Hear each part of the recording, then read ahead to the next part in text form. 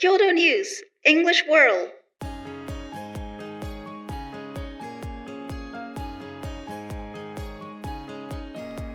皆さんこんにちは。こちらは共同通信英文記者のポッドキャストです。英文記者は国内外で起きている出来事について取材してオリジナルの英文記事を発信したり、日本語のニュースを英語に翻訳したりしています。共同通信の英語の記事をテーマにいろんな国から集まる仲間たちと英語と日本語を交えていろいろディスカッションしていけたらと思います。今日はサニの記者でお届けします。Hi there, everybody. My name is Eduardo Martinez, and I've been here at Kyodo News I recently had my 3-year anniversary. I'm originally from Brisbane, Australia, and I like to cover a variety of different topics. It's very nice to meet you all. Hello, everyone. My name is Toma. I've been at Kyodo News for about 5 years now. I am known as a massive bookworm, and today I would like to recommend Cutting for Stone by Abraham Burgess. よろしくお願いします。Hi everyone, I'm Donikin. I'm also from Australia. I've been at Kyoto for over 5 years as well, and it's nice to meet you. Thank you very much. So today we'd like to talk about an article translated by Toma. So Toma, would you like to first of all read out the title and the first 3 paragraphs for us? Of course. Japan's atomic bomb survivors group wins Nobel Peace Prize. 被爆者団体が日本の被爆者団体がノーベル賞を受賞したということについての記事ですね。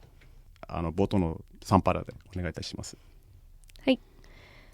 Japan's leading organization of atomic bomb survivors, Nihon Hidankyo, won the 2024 Nobel Peace Prize, marking a milestone for the group that has campaigned over the years for the abolition of nuclear weapons. The group, the Japan Confederation of A and H bomb sufferers organizations, founded in 1956, was awarded the prize for its efforts to achieve a world free of nuclear weapons and for demonstrating through witness testimony that nuclear weapons must never be used again, the Norwegian Nobel Committee said. It is the second time a Japanese person or organization has received the Nobel Peace Prize since 1974, when it was given to former Prime Minister Eisaku Sato, who introduced Japan's 3 non-nuclear principles of not possessing, producing, or allowing nuclear weapons on its territory. Thank you very much, Toma. First of all, would you mind talking us through about the significance of this group winning this award, why now after all this time has it won? Yeah, so I was in the office on this day when Nihon Hidankyo won the Nobel Peace Prize, and I think it came as a surprise for a lot of people who were not expecting a Japanese group to win. It's very significant, especially because, these days there seems to be a lot of nervousness and tension about the potential of atomic bombs being used again with Ukraine and Russia and other conflicts around the world. And so I think, the Nobel Committee, I think wants to raise awareness again about the horrors of nuclear weapons by awarding Hidankyo the prize.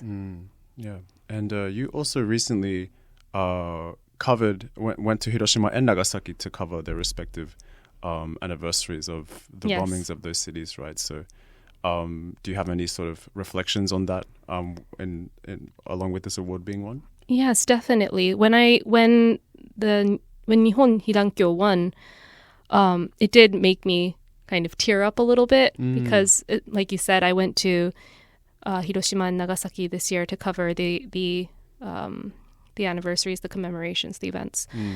And I was also able to talk to some hibakusha about their experiences and, and also go to the museums that show what happened in the respective cities. So for me, as someone who recently visited and was able to talk to firsthand people who experienced it firsthand, it was very emotional. Yeah. Do you think maybe another reason why they they won this award this year is because so many hibakusha are aging now, and it might not be they might not be around for much longer to be able to get those first-hand accounts. Yes, definitely, because I think the average age of hibakusha now is over 85, and so we're nearing the time when hibakusha aren't going to be able to tell their accounts, and by shining a light right now, I think it is very significant. Yeah. Okay. And I also wanted to ask, you being half Japanese and half American, do you feel any sort of particular way about the legacy of these bombings as well? Or like, did you grow up feeling distance from it or closer to it? Or Well, I grew up in Japan, and in my school, we also visited Hiroshima when we were kids. And so I always knew about it. I always knew about the horrors. And, that being said, I also come from an American education system. So I was also taught the American side, the American perspective, where atomic bombs ended the war, that, and then also the Japanese side, and seeing the horrors of what it unleashed, and how it wasn't just a bomb is dropped and then a lot of people die and that's it. The radiation and sickness just kept on going. the after effects were horrendous, right? Yeah. and so I was also taught that, and I was taught both sides of the narrative. Yeah. Okay. Donikin, you also covered the atomic bombings a few years back. Do you feel as though dialogue around use of nuclear weapons has changed much over the last few years, or has it? Do we feel like a greater sense of alarm or like danger that they might be used again soon? Yeah, I think definitely. When I covered it was a few years back, so it was before all this, outbreak of war in Ukraine and now Gaza happened. So it was kind of just an ongoing issue. But now I feel like all the current conflicts have sort of brought it into a fresh light. Well, with these nuclear armed states, right? You've got Russia. Yeah.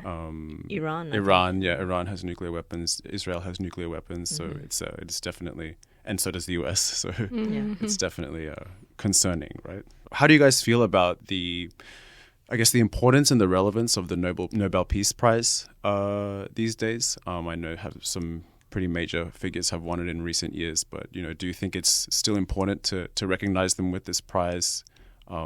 Is it important that regular people know what it's about and what it represents? I don't really know that much about the Nobel Peace Prize, but I think it is good to raise awareness of groups and people who are making efforts to bring peace to the world. Yeah.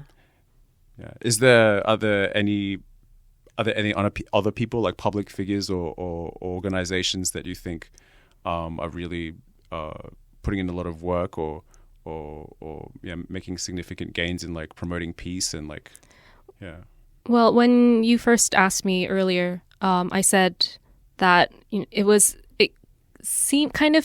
felt like it came out of the blue that Nihon Hidankyo won, and I say that because I think there was a lot of expectation for a Palestinian group, for example, to win.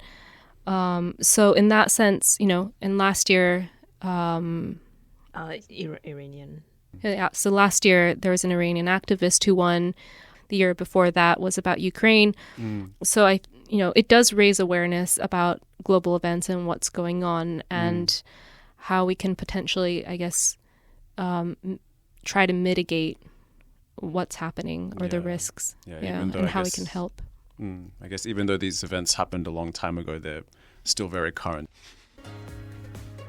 それではそろそろ時間になってきたと思います。共同通信では共同ニュースプラスというサイトで日本や世界で起きた出来事について英語のニュースを発信しています。